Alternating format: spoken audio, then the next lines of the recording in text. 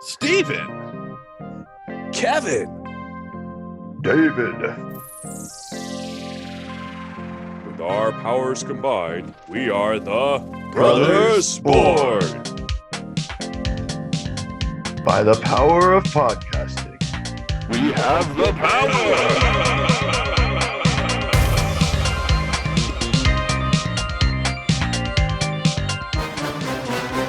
Welcome back to the Brothers Born podcast. This is your host, Steven. It is Steven. That is correct. I am not Steven, however. I'm Kevin. The middle brother, David, is busy. And Brendan is also busy, but we wanted to hang out with you today. You specifically, whoever's listening to this, Yes. specifically, your name is what came up. So the day this episode, well, actually, before I get into the topic, I just want you all to hear this wild text that my brother Kevin texted me about an hour ago. So here we go. T, do you want to play with my friend? I'm trying to help you out, and you do not have a Kali using that we are Darkwing Duck show. You're watching earlier and watch more of a soldier. Sometimes there's only 2 seasons. Yes, I will go ahead and do it within How Are You Working? Why won't we One West Funk? Oh crap, I will not. That's stable. Yes, it's a great text. Yep. Yeah, I mean, there's a lot. I mean, I don't know if you really need to be giving my personal business out to people like that, man. I read that. I'm like, my thoughts exactly, Kevin. I had the same thought. So what happened is I had my phone in my hand and I set it down, and I think I hit the talk to text button on the text thing because I was just got done texting you a real text, and I didn't realize it, and then so like I was talking to Koa, and I guess it was picking up part of what I was saying, but not all of what I was saying because my conversation made far more sense than what you just read. And then I saw that there was a bunch of lines on the text screen. I was like, what the heck? I don't remember writing a text. And then when I went to pick it up, I accidentally hit send. That's awesome. so that's it. My favorite part is, why won't One West Funk? Oh crap. I will. That's not stable. I mean, it's not. My West Funk is not stable, for sure. Or that we are using Darkwing Duck show? Like, what? But anyway, so today's topic. As you know, it's that time of year. It's the beginning of 2024, sort of. And this Sunday, the day this podcast gets posted, in fact, is everyone's favorite award show, the Oscars. Kevin, tell me what your experience is with the Oscars as a general rule. Well, I'm aware that the Oscars exist. That's it. That's all I got. All right. Dude, and on top of that, I haven't even watched that many movies this past year, so I don't even know anything about any movie that's even being nominated. So this is going to be a great topic because I have no idea. I don't know anything about Oscars, and I don't know anything about any of the movies that are potentially being nominated in the Oscars. However, I did recently watch Terminator 2 in the theater. It was dope. And that won a bunch of Oscars. So that's like a 30-something-year-old movie now. Dude, it's the 30-something-year-old amazing movie. So I have a secret confession, not really, because I'm telling you right now, but I actually really get into award shows for some reason. Yeah, I don't know why. I don't know either. So I like the Oscars. I don't really care about the Grammys. Grammys are, hold on. I feel like the Grammys are kind of rigged sometimes, and they're not necessarily fair. They all are, actually. Every one of these award shows I don't think is really authentic to what the best stuff is out there, but it's still fun to me. I got into the Game Awards last year for the first time. That was cool. I really enjoyed that. Probably the most of all of them. Yeah, I don't watch any award shows, but I know when Splatoon 3 came out, it won some awards. So I think it won Best Shooter that year, which I was very happy about. And a bunch of Call of Duty nerds were like all upset about it. Like, hey, Call of Duty should have won. I was like, why? Because you made the same game you've made every year for the past 20 years? Yes, exactly. So, in the spirit of the Oscars, I have not watched all these movies, but I'm familiar with them enough to sort of discuss them. And Kevin is not familiar with any of them, maybe except for one of them. So I'm going to say there's at least more. There's more than one. 2 of them. I know you know about 2 of them. But anyway, So I'm going to read the title of the movie, and Kevin's going to make a prediction about what it is actually about, and then I will correct him or give him a plus for guessing it correctly. So, the first movie on the Best Picture nomination list for the Oscars of 2024 is called American Fiction. What is that movie about, Kevin? American Fiction. Yes. Hmm. I'm assuming that it has some fiction involved, perhaps. Would it help if you knew the main character, the actor, the number one actor in it? Dude, I don't even know who any actors are. Jeffrey Wright is he's the lead in it. So Cool. I don't know who that is. he played Felix in James Bond. Okay. Okay. Which James Bond? Because there's like the Casino Royale. there's like 24 of those movies. The ones with Daniel Craig. He played Felix. Anyway. Oh, continue. okay. So American Fiction. I don't know, but that guy, I'm assuming it has something to do with some racism thing. I'm going to go with some sort of racism theme. Oh man, let's see if you're right. I'm going to just read quote from imdb.com. Quote, American Fiction. A novelist who's fed up with the establishment profiting from black entertainment uses a pen name to write a book that propels him into the heart of the hypocrisy and madness he claims to disdain, end quote.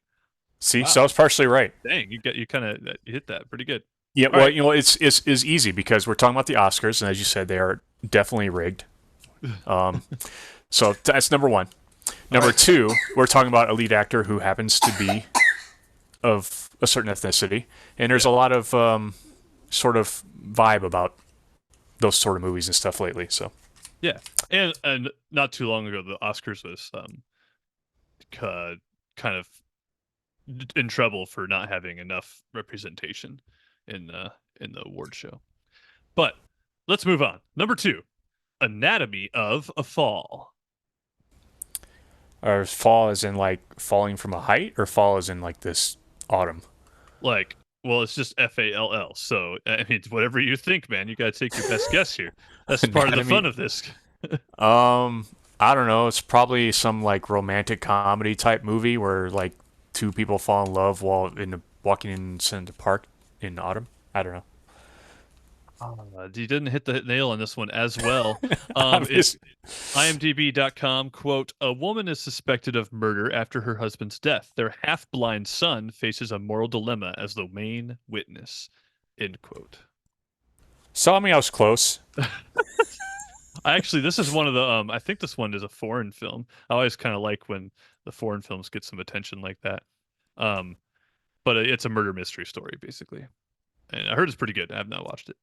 That's true. I don't think a romantic comedy has ever won Best Picture, but I don't know. I don't watch the Oscars. Number three, this one's the easiest, kind of a giveaway, Barbie. You know what that one's all about. Obviously, it's about a plastic doll by Mattel. Yes. That one I don't need to discuss, though there is some controversy surrounding the song from it or the director, because directed by Greta Gerwig and it's starring Margot Robbie. And the whole movie is about, like, you know, Like it's feminism feminist. and such.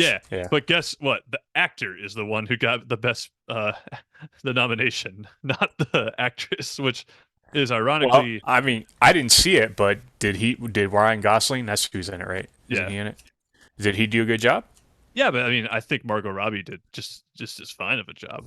But it's kind of funny. I don't know. We'll see what happens there. I was kind of bummed out about that. But number three, starring Paul Giamatti. I know you're a fan of him. I don't know who that is either. What? He's like nothing. He's like the greatest American. All right, here we go. It's called The Holdovers. Who's Paul Giovanni? Paul Giamatti, bro. Okay, who's Paul Jabadabi? Oh my goodness, he is a legend. Well, John Legend is a legend by his name alone. So He was in the Spider-Man with Andrew Garfield. He played the Rhino guy. He is did I see that? I don't even think I saw that. he's in a bunch of award movies. He's also in that movie with Frankie Muniz a long time ago where he plays a blue guy. He plays a blue guy. He plays a principal who's trying to get this kid in trouble and he gets dyed blue in the. Never mind. Forget about it. Anyways, Paul Giamatti, starring Paul Giamatti. It's called The Holdovers. What is The Holdovers about? A bunch of people stuck in an airport. Oh, interesting. You are right. The word stuck actually is accurate here, but it is not an airport. Um, the plot for The Holdovers is, quote, a cranky history teacher at a prep school is forced to remain on campus over the holidays with a grieving cook and a troubled student who has no place to go, end quote. So I haven't seen this. My best guess is it's kind of like a Dead Poet Society vibe because it's like the college students you got the mentor professor type, and you got the struggling like the student who lives on the fringes, and so they kind of have this relationship thing that I think is that's my hunch. But A wise man once said, "Cash rules everything around me. It's all about the money. Dollar dollar bills, y'all." Now, the Brothers Born are definitely not part of the Wu-Tang Clan. But the sentiment, well, it's still true. When it comes down to it, making content that we do can have some costs when it comes to equipment and certain fees. This is where you come in as a listener. No obligation here, but if you do like what we have and you would like to contribute a little bit of funds our way so we can improve our content, there's 3 different tiers of payment which you can use. The first one is a simple, cheap tier of 99 cents. Not too bad. Next tier would be $4.99, or if you're straight ballin', $9.99 for the third tier. Now, there's no obligation here. We're going to do the content either way, but we definitely would appreciate a little help. Thank you in advance, and we look forward to providing more content for you.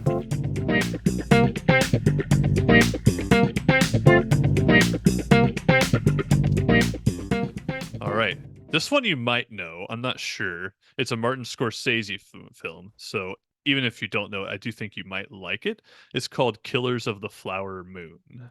Oh yeah, actually, I had actually thought about going to go see that, but then Tosh and I realized that it's like an 8-hour long movie or something ridiculous, and we're like, we don't have time to go and do that, so we never went bothered. It is 3 I didn't hours know and 26 minutes.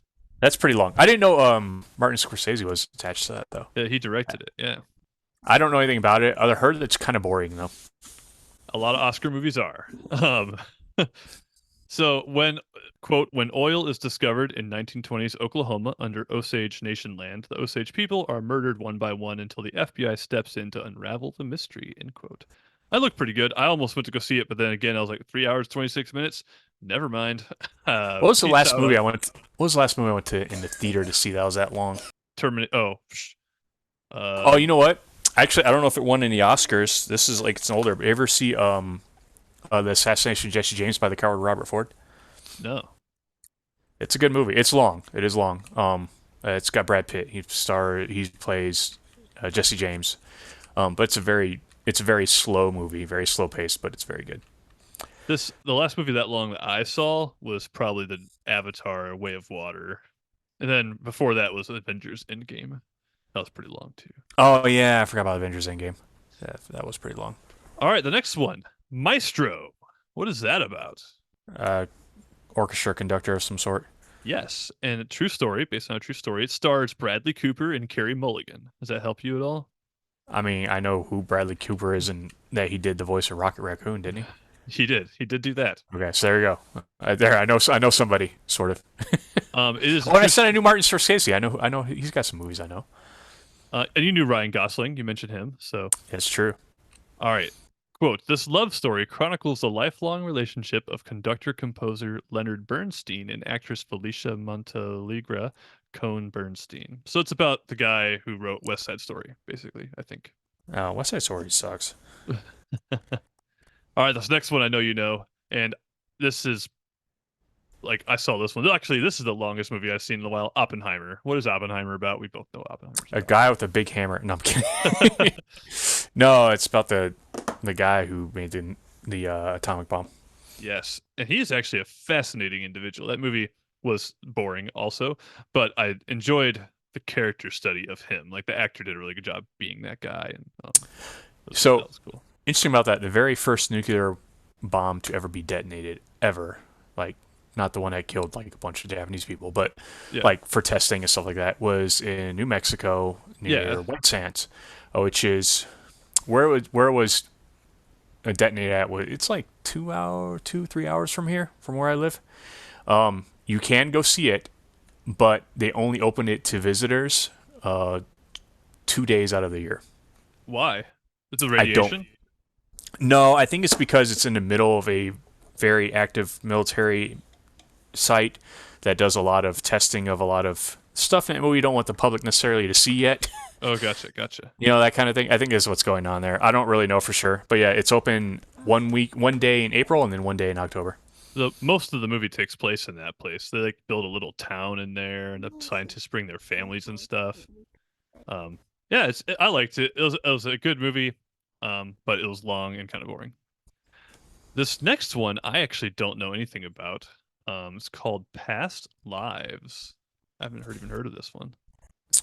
Oh yeah, yeah. It's about like it's sort of like a Groundhog's Day sort of thing, where a person keeps having to relive their past lives over and over again. I think it stars that one actor from the that movie with the people in it. I won an award a while ago, I believe, like a couple years ago. They're making something up, right? I almost bought into that for a second. So it looks like it is possibly a Korean film. Nora and Hae Sung, two deeply connected childhood friends, are wrested apart after Nora's family emigrates from South Korea. 20 years later, they are reunited for one fateful week as they confront notions of love and destiny. Sounds boring. Yeah, it's not really is it like a rule now in Oscars they have to have at least one Korean film like nominated for Best Picture? I feel like the past few Oscars have had some Korean movie. There has been quite a few. The one it actually won Best Picture a few years ago called Parasite. That's a sweet movie. Actually, you should watch that. It's very good. It's kind of a slow burn till the end, but it's a good slow burn. I liked it a lot. All right, this next one, starring Emma Stone.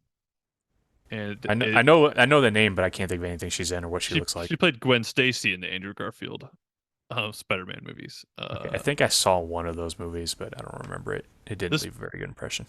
This movie is called Poor Things. You say 4 things, like the number 4? No, poor is Poor. Poor Things. Oh. Directed by Yorgos Lanthimos. I don't know. Probably has something to do with the dog shelter. It stars Emma Stone and Mark Ruffalo, and Willem Dafoe is also in it. He's usually in. I like William Dafoe. Yeah.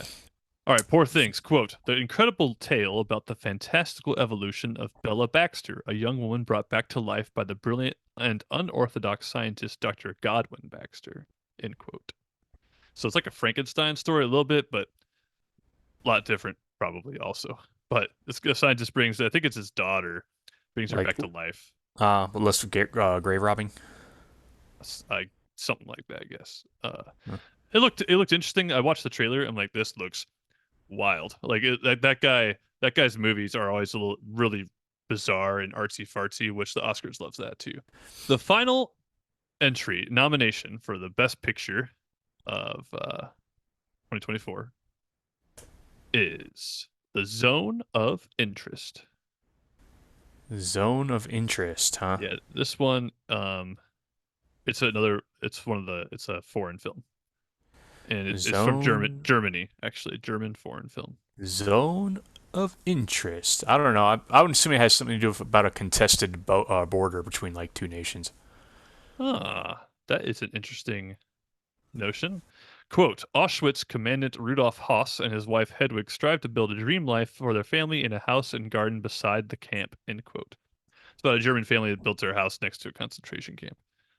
So it's probably just a little light movie, no heavy topics there or anything. Yeah, and you need that sometimes. You need that.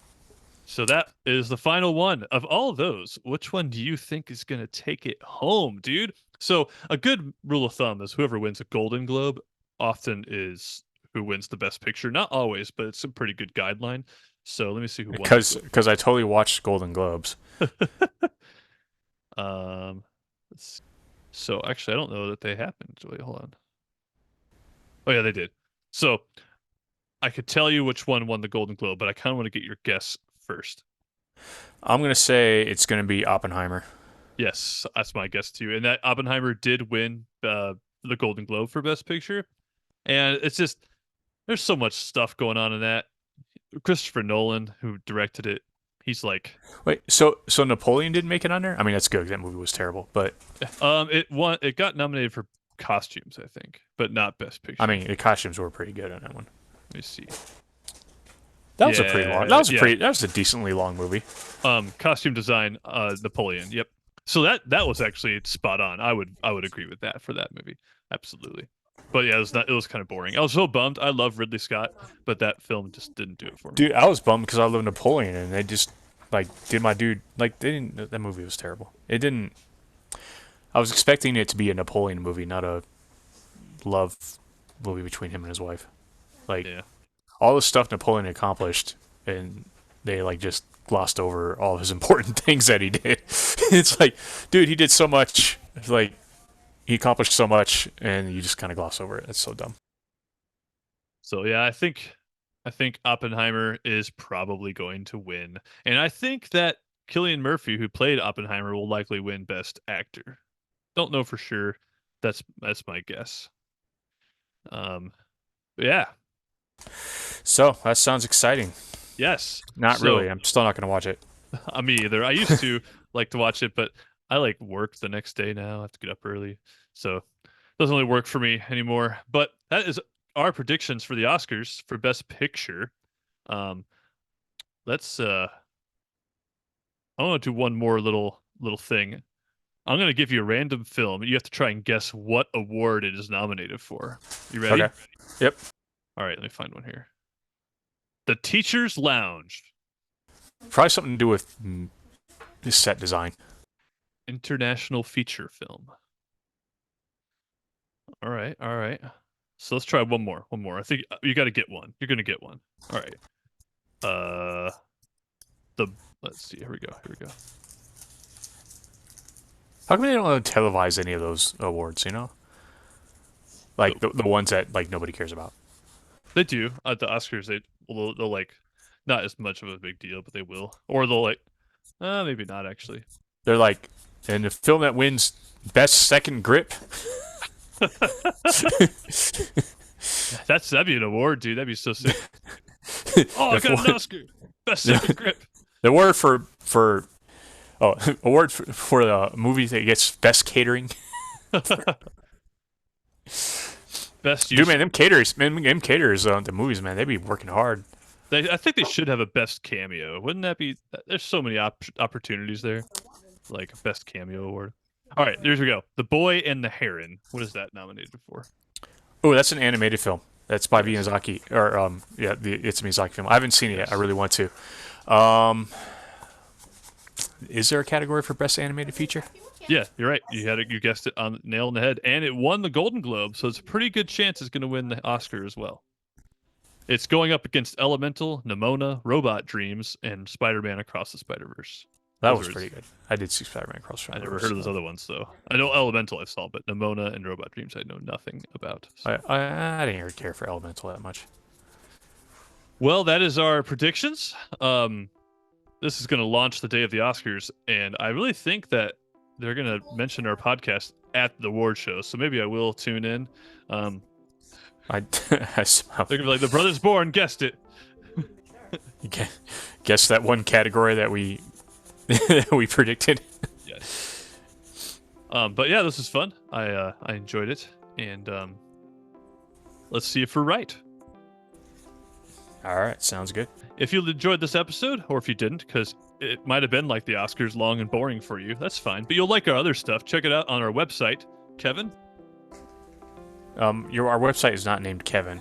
Our website is the Brothers Born Media at brothersbornmedia.com. I don't know why I was throwing an at in there. You're trying to turn it into an email address. Yes, brothersbornmedia.com. But if you wanted to submit a topic idea for this podcast, you can send it to our email address, brothersbornpodcast@gmail.com. That's what I was trying to get at. We would love that. So check out our stuff, and we hope you enjoy it, and we'll catch you next time.